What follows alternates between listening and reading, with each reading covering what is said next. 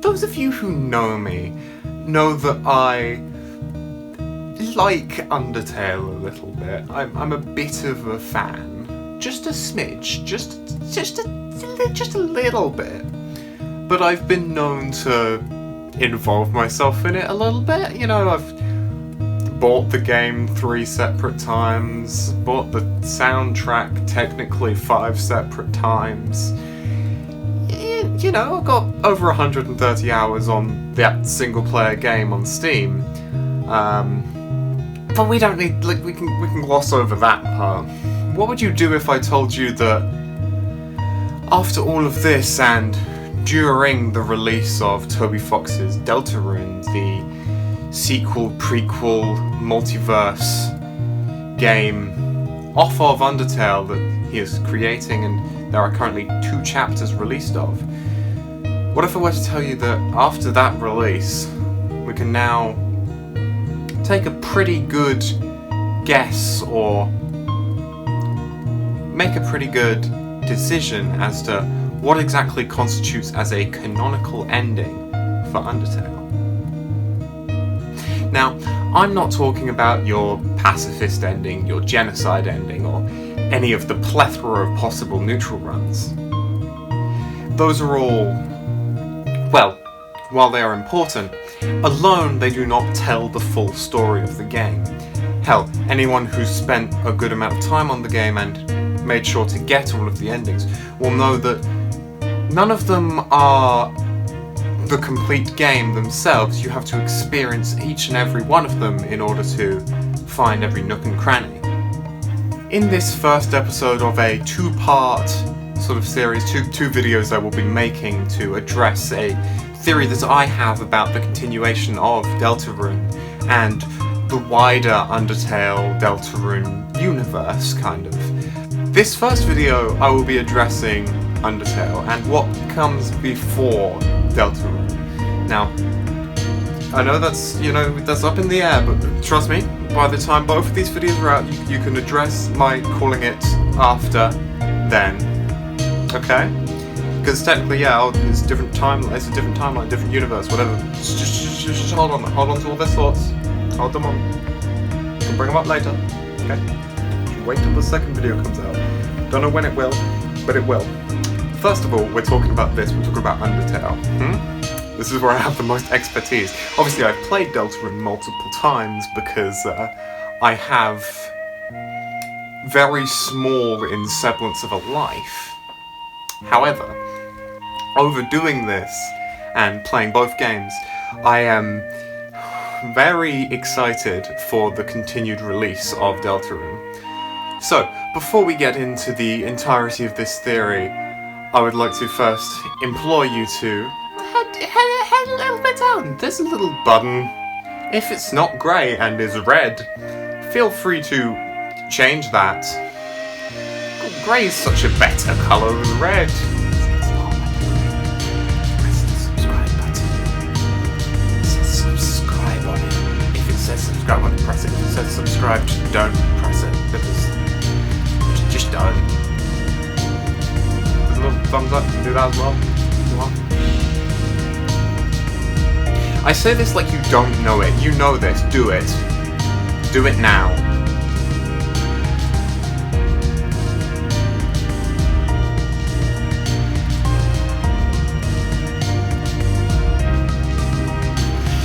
So, first, I believe it very, very important to set a ground rule. This will be especially important in the second video, but I believe it's very, very important to set in place now. In Undertale, you control Frisk. You control the 8th human that has fallen into the underground, following in the footsteps of 6 previous unnamed victims and Chara, the first fallen human. I won't go too into depth in the details of Undertale's story. I implore you to play it yourself if you haven't somehow. If you don't know what happens in Undertale, play it. Please, it is a phenomenal experience to go through blind, and I would give quite a lot to be able to do it again. But as a brief synopsis, humans and monsters were at war. Humans won and locked monsters underground. There is a mountain with a pit that sometimes children have fallen into, and you, Frisk, are the 8th child to fall down. You play most combat encounters as a soul. Now, a very important thing to keep in mind, this red heart is the soul. This is Frisk's soul. This is the soul of the human you control in Undertale. This is made very apparent by the fact that you never at any point see both Frisk and this soul on screen at the same time. And that will be very important later. So with that set up, I will now begin on what I believe to be the expected and canonical route that is travelled by this character. Obviously, there is meta-commentary inside of Undertale, and part of it is based around the fact that you are a entity controlling Frisk. Now, this is obviously something that is a bit dicey when coming to explaining lore, because of course, you don't want to go over the fact that there is a player or whatever the hell, since it doesn't really fit entirely into this world. However, for explanation's sake, we'll just speak on the fact of Frisk committing these actions right now. So, Undertale, as a game that requires multiple runs to find every single piece of story, is a game littered with choices, and every single action that is taken will have some consequence and change something. This is explained in the game's world through the power of determination, a physical, chemical, biological, or just emotional force that provides extreme power to the most determined around. In Undertale, Frisk is the most determined character around. And through this power, they gain the ability to save and load, and also to reset the world. Now, as much of this that is game jargon, basically they can return to points in time after dying or after, just wanting to, after finishing everything. They can reset the world. Therefore, it is entirely expected that on their first time down in the underground, Frisk makes some mistakes. This would normally be a neutral run, since the player isn't entirely intact with the consequences of their actions until way later in this run. They will never feel the desire to reset after they've gotten that far and will complete a neutral run. They kill some monsters, they spare others, and they reach a neutral ending. That neutral ending can span from killing everyone but the boss monsters, to sparing a single frogget, to just killing a single frogget. But usually, and I would say canonically, Frisk completes a neutral run first. Being stuck at this neutral ending by Omega Flowey, unable to fix things and move forwards, Frisk will eventually reset their world for the first time. This brings them all the way back to the beginning, before they met anyone. And while some memories remain vague deja vu in these monsters' minds, they don't exactly know you. This time, Frisk is kind to everyone. They find a non-violent solution to every situation, and eventually complete a true pacifist run. In this run, they don't kill anyone, they make it through, they make friends with all of the monsters, and they reach the best ending of the game. But it's not enough.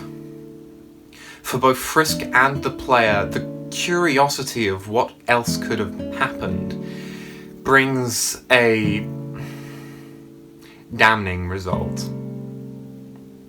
Frisk resets the world again, this time truly, erasing any thoughts of deja vu from all of the monsters' minds, returning to the moment they fell down again.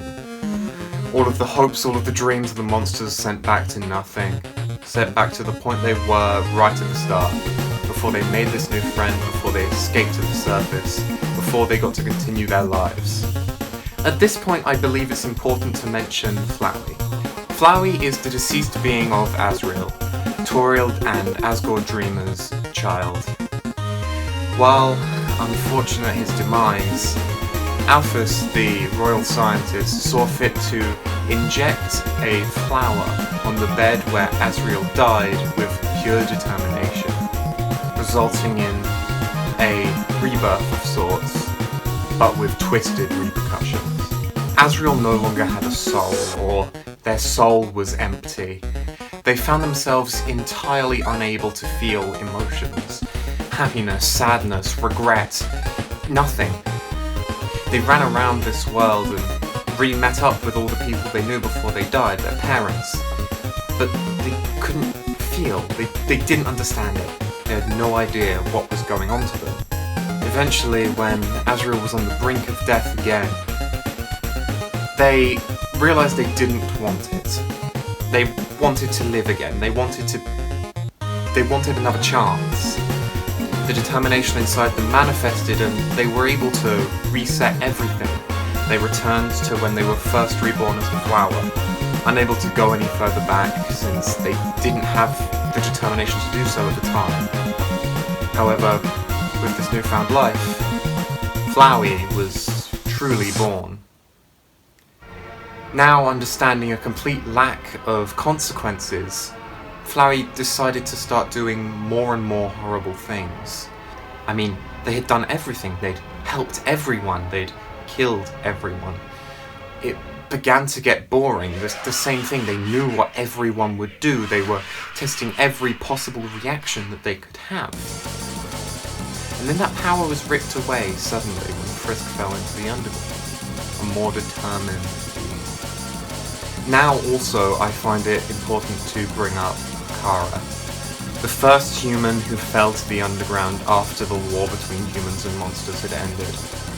When Chara fell down, they were found by Asriel. He brought them home to his parents, and they raised Chara as their own child. At the time, they didn't know why Chara had fallen. Unfortunately, due to circumstances on the surface we are uncertain of, Chara had found it fit to attempt to end their own life, jumping into the mountain and, fortunately, surviving. However, this bitterness towards the humans of the surface never really left Chara. As they grew up with Asriel as their brother, that bitterness never left them, until one day they saw an opportunity. After finding that buttercups in large quantities could be poisonous and cause sickness in even a great boss monster, Chara consumed a large quantity of them, making a plan with Asriel that they would take their soul, assume godlike power, and break the barrier, freeing the monsters and bringing their wrath against the humans. Chara unfortunately died. Asriel absorbed the soul and took their body to the surface. However, when confronted by humans, Asriel's compassion came through, for at this point he was still an emotional being. He was struck down by the humans and stumbled home, and that is where he died amongst the flowers. Something important happened with Chara when Frisk fell into the underground. They found themselves attached to Frisk's soul, and throughout the game it is mostly believed that the narrator that speaks things to Frisk is most likely Chara. Throughout a pacifist route, the things they say are mundane, but when Frisk eventually breaks and exhausts all neutral runs, they find themselves finally at Genocide. They will hunt down every single monster and kill them. This final run is devastating.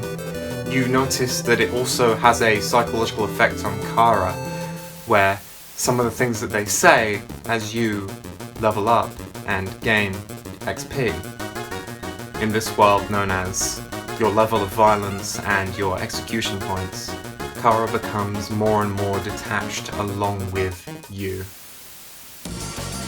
Finally, you reach the Judgment Hall with Sans Undertale waiting for you.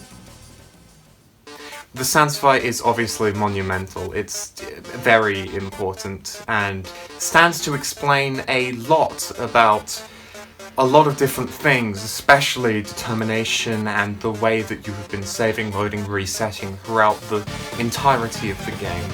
However, eventually, through enough tries, he too is struck down. Finally, you and Chara make your way to the King's Chambers, strike down Asriel, and then, finally, you yourself strike down Flowey. It's important to note that you yourself have to press the enter key to strike down Flowey. Multiple times beforehand, Chara has just struck out with your body during conversation. Yet here you must instigate it, Chara still feeling something for Asriel. However, you do kill Flowey. And finally, you are greeted with Chara as a more true form. You've done it. You've killed everything. There's nothing left for you in this world. You've explored every eventuality. You've completed every ending. You know everything that's going to happen. What's the point anymore? Let us erase this pointless world and move on to the next. No matter your choice here, Chara takes your soul, attacks you, and the game crashes. This, I believe to be the canonical ending to Undertale, and it slots well into what comes next for Deltarune. There'll be a lot more for me to explain in that video, but I want to keep this one short-ish, as confined to Undertale as it can be, and while some things I will explain will come back to Undertale in the next video, I'd like to keep this here. Undertale itself is a story of someone with the power to relive everything, getting bored, and eventually resulting to the point where there is nothing left to do there. And when there's nothing left somewhere, you move somewhere else. Thank you so much for watching. I'm very hopeful that you enjoyed it. This video obviously is less theory-based and much more grounded. I think it's fairly evident that this is what happens, and I believe this is less theory and more just explanation. However, the next video I am very excited for because it is very much my own, and I'm very excited to share it because I believe it could be it could be true. It'll be obviously talking over the future for Deltarune as well as what is currently happened in that game. So, in the meantime, play them. Play Undertale, play Deltarune. Undertale costs money. Deltarune Chapter 1 and 2, they're free on Steam. Download them and play them. They're phenomenal. They're all phenomenal. They're just fun. So, give them a shot. And thank you so much for watching. I'm going to be trying to return to videos. I know I've said that so many times, but I really want to. Thank you so much for watching, and I will see you again soon. Goodbye.